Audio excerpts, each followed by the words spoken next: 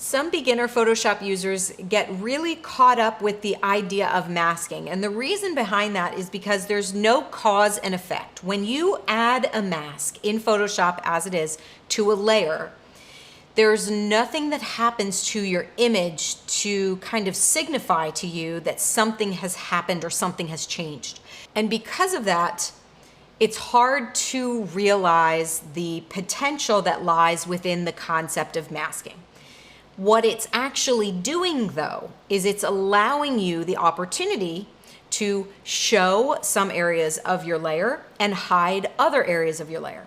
So while before we would use the eraser tool in that way, the eraser tool is destructive. It basically removes things from your image that you can't get back.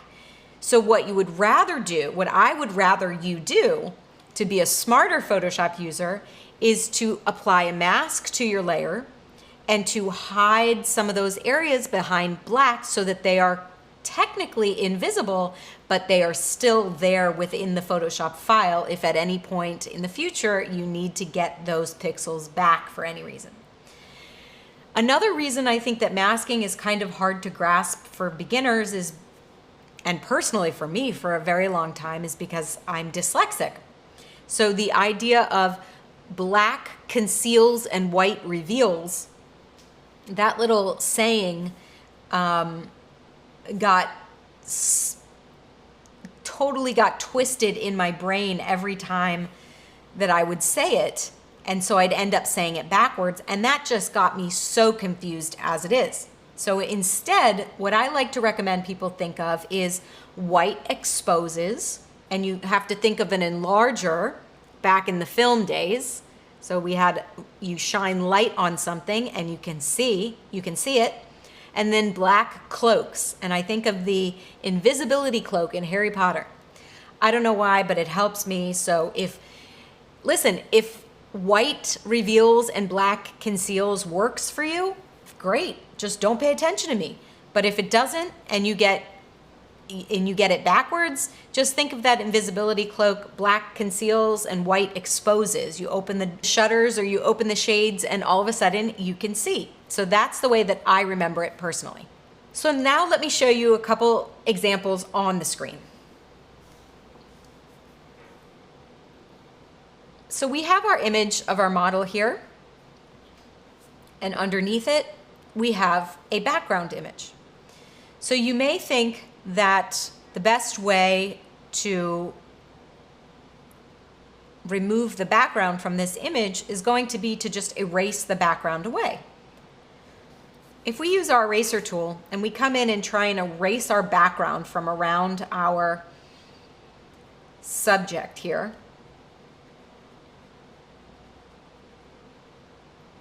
you can see that it's easy to kind of like actually lose sections of your model. And if I turn the visibility of my background layers off, if we zoom in here, you can see the transparency underneath it, which means that these pixels are gone for good. And we don't want that. We want to be able to do non-destructive editing, okay? So in order to do non-destructive editing, I just hit Command or Control Z a couple of times to bring me back to my full layer.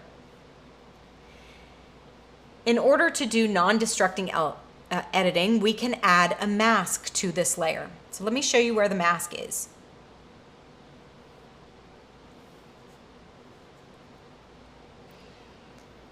The little icon down here with the rectangle with the circle in the middle of it is going to be our Add Layer Mask icon. If you click on that icon, it's going to add a white mask to your layer. And this is what I'm talking about when I say that it's really hard for beginner Photoshop users to understand what the Add Layer Mask command actually does. As we added that mask, absolutely nothing happened on our image over here. So instead of using the Add Layer Mask icon as it is, if you are a beginner user, I highly suggest, instead of just clicking the Add Layer Mask button, you get in the habit of holding down Option or Alt, plus adding plus clicking the Add Layer Mask icon, which is going to give you an effect to your cause. The cause is clicking the Add Layer Mask icon at the bottom of our layers palette, and the effect is that your entire layer disappears. So for beginner users, that's definitely what I suggest doing. Now we can select our layer mask, and the way we know that our layer mask is selected is because it has the white corners around it.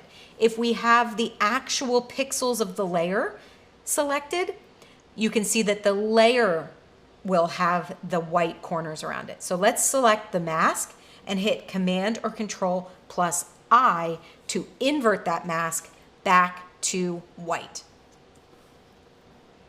You also have the opportunity to preview this mask. So what do I mean by preview the mask?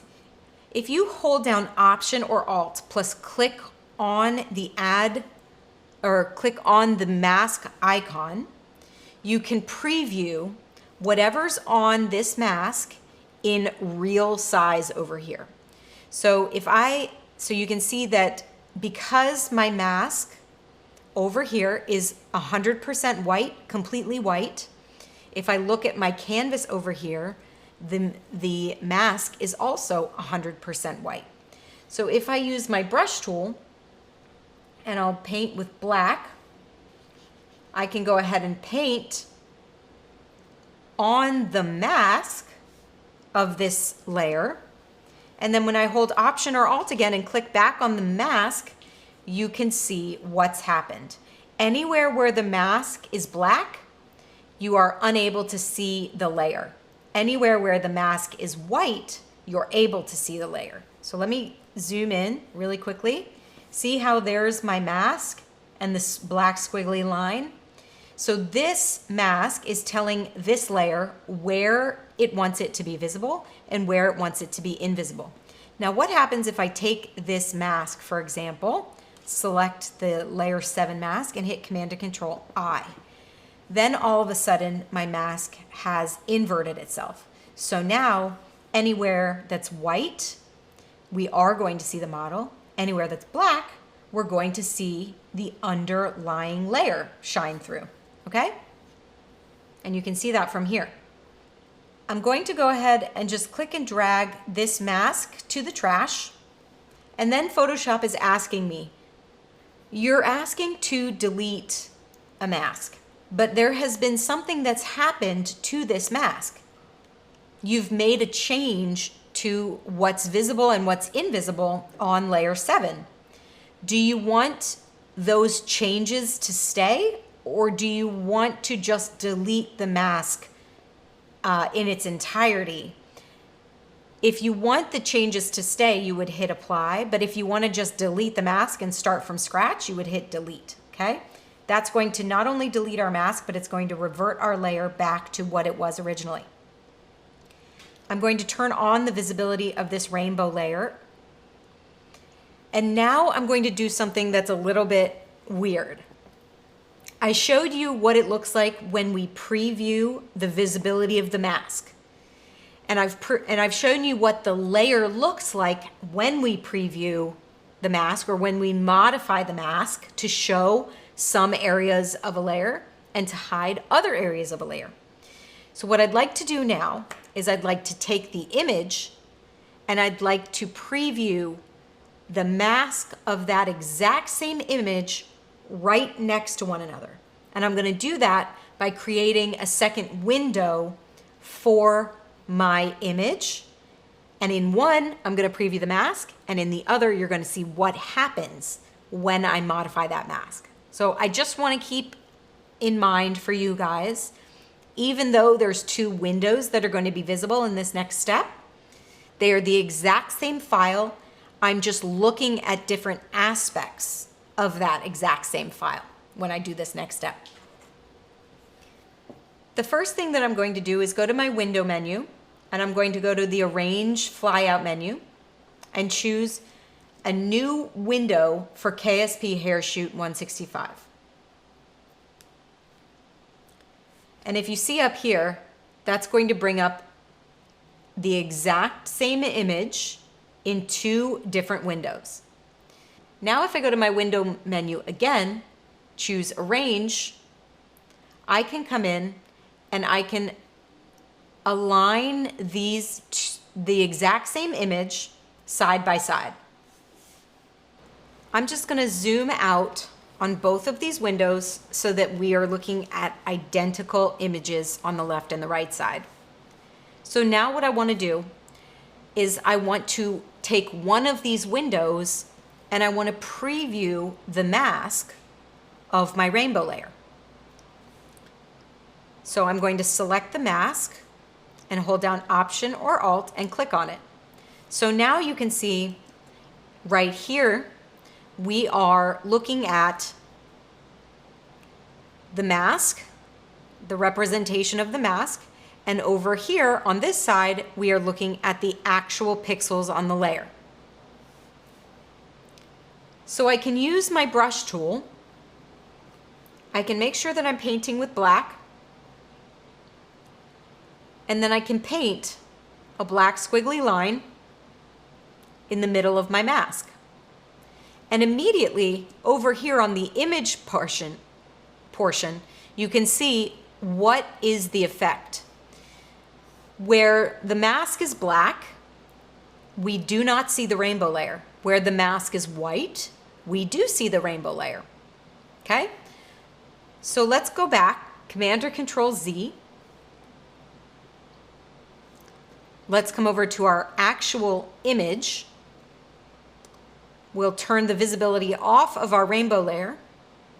We're going to select all of the pixels in our layer 7, Command or Control A, Command or Control C to copy them. So we're copying all of the pixels on our model layer. We're going to turn the visibility back on of our rainbow layer. Then I'm going to come over to the side where I had the preview of the mask. I'm going to hold down Option or Alt and click on the mask to preview it over on this side. And then I'm going to hit Command or Control V, which is going to paste the pixels from my layer 7 into the mask of my rainbow layer. Okay? And here's the result. Anywhere where this layer is black, you're going to see the underlying layer. Anywhere where this layer is white, you're going to see the rainbow. Now what happens if we invert this mask? Command or Control I. All of a sudden, the areas that are black on the mask show the model layer or the underlying layer. And anywhere where the mask is white, we're going to see the rainbow. And I think this is a pretty cool effect. So anywhere where you see black on the mask, you see the underlying layer, which is the model under here. So that's why we're seeing the white outline. And then anywhere where the mask over here is white, we're going to see the rainbow underneath. Okay, so that's a little bit about how layer masks work. All right, folks, I know that this is a little bit of a lot to swallow, but I think it's an important skill. So let's move on to our next chapter.